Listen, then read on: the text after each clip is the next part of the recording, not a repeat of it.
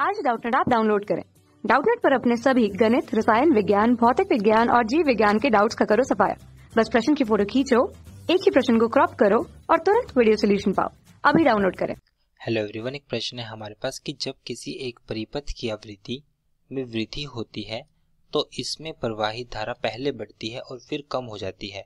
इस परिपथ के परिपथ अवयवों को किस संयोजन की सर्वाधिक संभावना है।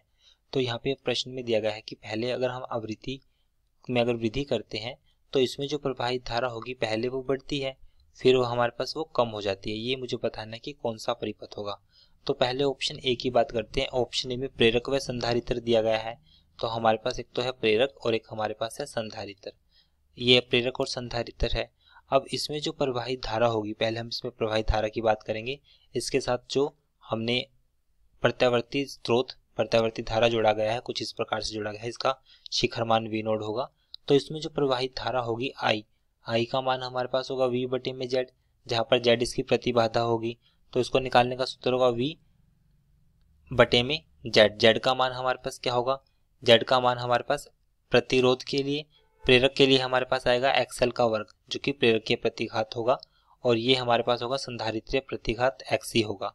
अब हम इसमें देखते हैं कि जैसे अगर हमारे पास XL का मान बढ़ाते हैं, अगर हम इसमें आवृत्ति, अब जो XL होता है वो अनुक्रमानुपाती होता है आवृत्ति के, और जो XC होता है वो व्युत्क्रमानुपाती होता है आवृत्ति के। क्योंकि XL का सूत्र क्या होता है? XL निकालने का जो सूत्र होता है हमारे पास वो होता है 2 पाई FL, और जो XC निकालने का सूत्र होता है वो होता है 1 बटे 2 पाई FL।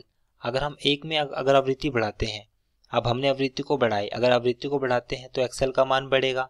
XL का मान बढ़ता है तो XL का मान बढ़ता है, लेकिन आवृत्ति बढ़ाने की वजह से XC का मान घटता भी है। तो इसी वजह से जब XL का मान बढ़ रहा है तो हमारे पास जो धारा है वो बढ़ रही है, लेकिन साथ साथ में हमारे पास XC का मान भी घट रहा है। तो XC का मान, तो धारा का मान हमारे पास क्या हो जाएगा? घट जाएगा। तो क्योंकि हमारे पास ये एक दूसरे के विपरीत कला होती है दोनों में, L और C में, इसलिए हमारे पास पहले मान बढ़ेगा फिर हमारे पास ये घटेगा। तो इसलिए हमारे पास पहला इसका ऑप्शन बिल्कुल सही है। दूसरा प्रतिरोधक एवं प्रेरक। प्रतिरोधक एवं प्रेरक की अगर हम बात करें, प्रतिरोधक मतलब R होगा परिपथ में, बी ऑप्शन की बात करते हैं, और साथ में हमारे पास एक है प्रेरक, एक हमारे पास है प्रेरक। तो इस केस में इसमें जो धारा आएगी I वो हो जाएगी V बटे में Z। Z का मान इसमें आएगा एक तो प्रतिरोध के लिए R का वर्ग, और ये हो जाएगा XL का वर्ग। अब इसमें सिर्फ XL ही है जो आवृत्ति पर निर्भर करता है, प्रतिरोध आवृत्ति पर निर्भर नहीं करता। तो XL का मान बढ़ेगा, अगर आवृत्ति का मान बढ़ेगा तो XL का मान बढ़ेगा। तो यहाँ पे सारी धारा हमारे पास क्या हो जाएगी? कम हो जाएगी। इसलिए दूसरा ऑप्शन नहीं होगा। तीसरा हमारे पास है प्रतिरोधक व संधारित्र।